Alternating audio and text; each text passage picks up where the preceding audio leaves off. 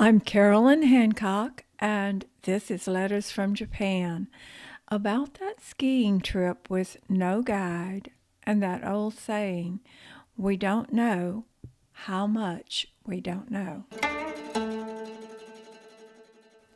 The ski adventure continues after spending all night on a bus traveling across Japan. Bill wrote this long letter, so enjoy his words, my voice. What? What? What? The bus has stopped. The bus driver is standing over me and tapping my shoulder.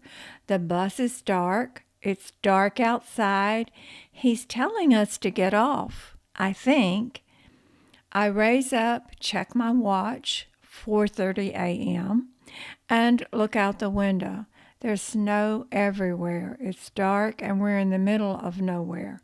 Why do we have to get off? Everyone else is asleep. He's not bothering them. The bus attendant is pulling our gear from the hold. I tell Carolyn, it looks like we have to get off. I don't know why. Maybe we offended somebody or something. I don't know. Anyway, let's go. We gather our stuff and get off the bus. Our gear is on the ground and the hold is closed. I talk to the driver and attendant. They point to a hotel just through the trees. Oh, yes, I can see it now. I hadn't noticed it before. I ask if this is our hotel. The best we can determine is, no, it's not. Anyway, go call. This conversation takes several minutes because these guys don't speak English, and you know we don't speak Japanese. We really don't know what they said. But anyway, they drove off and left us standing there alone, together, in the cold, in the dark. We gather our junk and trudge through butt-deep snow up to the front door. It's dark, but the door is not locked, so in we go. There's no one here. Sounds sort of like Goldilocks and the Three Bears, doesn't it? Maybe there's some porridge. No, there wasn't. There is a telephone in the middle of a desk. Oh, that's it. You pick up the phone, and it's a direct line. Somebody answers. Well, no, they don't. It's a dial tone. Nothing happens. Who you gonna call? Ghostbusters? We walk around the lobby a bit. An alarm clock is ringing somewhere. There's a room behind the front desk. It's in there. In about 10 minutes, this little old feller comes out all dressed up, necktie, white shirt, and all. He scurries around lighting fires, turning on lights, and opening the place for business. We try to get his attention, but he ignores us completely, and this goes on for quite a while. Another bus stops outside, near the front door this time. Half a dozen young people come in with skier gear and luggage. Things are looking up. This must be our hotel after all. We still can't get the desk man to talk to us, but he does talk to some of the others. We gather from the conversation that at 6:30 a.m. something will happen. Not sure what. Maybe we can check in or something. In a little while, two of the young girls, who were college age, came over and asked in fragmented English if we were staying in this hotel. We answered, we think so. One of the girls said, no, not here. We take out our trusty brochure and show the picture. It looks something like this place, but it's a tiny picture, about 1 square inch. The girls look at it and read some of the info under the picture. Come, we call. Carolyn and the girls go to the telephone and call. There is a number in the ad. They return very shortly. Taxi come, no charge. In about 10 minutes, yay, a taxi arrives. We say our goodbyes and load up. Off we go. To where we don't know, but it's supposed to be free. Thursday, 6:30 a.m., December 22, 1994. The taxi driver knew where he wanted to take us, and we could only hope he was right. We looked around as he drove and seemed to be in a small town or village, but not knowing its name and with no map, we had no idea of where in Japan we were. The driver was taking us out of town and to a more secluded, wooded, less populated area. He finally pulled into a circular driveway and in front of a building that, yay, did look like the one in the ski brochure. We walked into a beautiful big lobby and, again, yay, were expected by the desk clerk.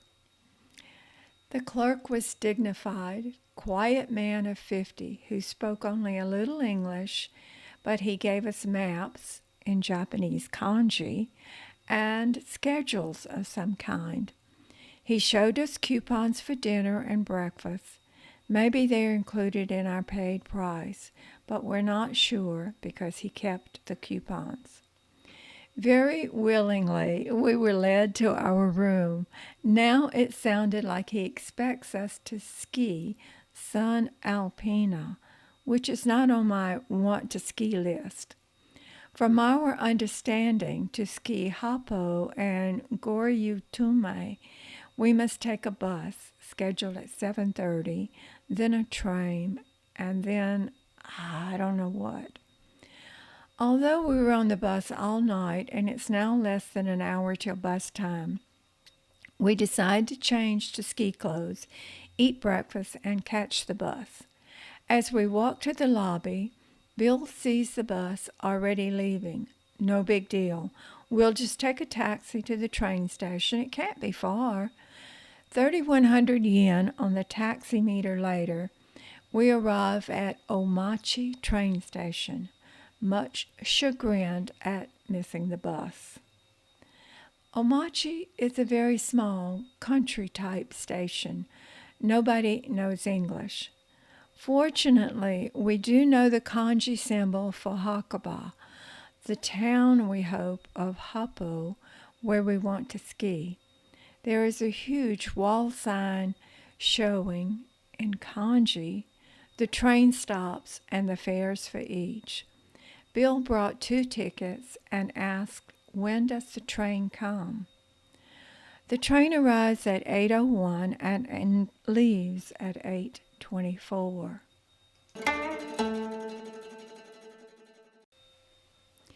After boarding, rolling, and anxiously trying to read every station sign as the train makes its way, I asked Bill if he needs a tour guide yet. Well, good joke. Nope, we're here on the right train going in the right direction.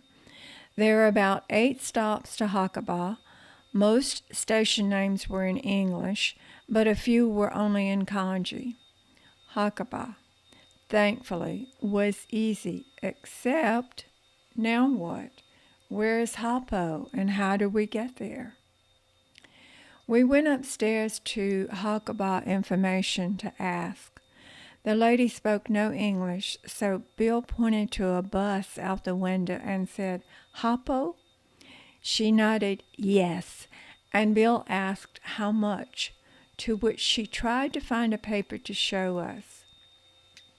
Fearing we would miss the bus, we said, never mind, and ran out like madmen. While Bill loaded our skis, I boarded with coins in my hand, asking the driver to please take some. When he wouldn't, I just started dropping them in. Would you believe he rejected all my coins, indicated I should take them, and sit down?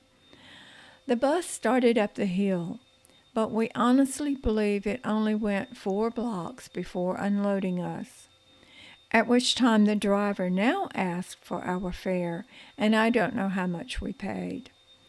Other skiers continue the walk uphill. Not knowing anything different, we follow and follow. And 20 minutes later are finally at the gondola. Why didn't the bus go all the way? We skied Happo the remainder of the morning, thinking, what's the big deal about this place, rated as by everyone as #1 in Japan? The trails are wide, not much variety, no off-trail or tree skiing, no beautiful scenery. After lunch, we took a different lift, designated advanced only. Oh, and we found the beauty at the top of the mountain.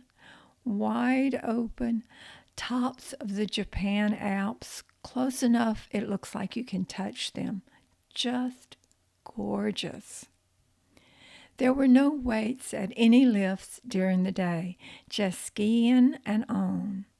One minor inconvenience, funny, lift tickets are just a piece of paper, no elastic necklace or a wire catch. Have to dig in a pocket at and that means all.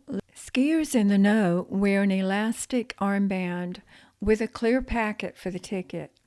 After skiing most of the mountain and finding some really pretty trails, we still think there is not enough variety and none of the, quote, special runs we like.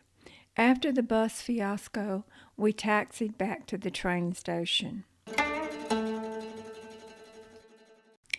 I leave you with my thought for the day. Don't let it bother you. You're going to get there anyway. But maybe, just maybe, you do need a guide. Thanks for listening. Remember to follow and let your friends know about Letters from Japan.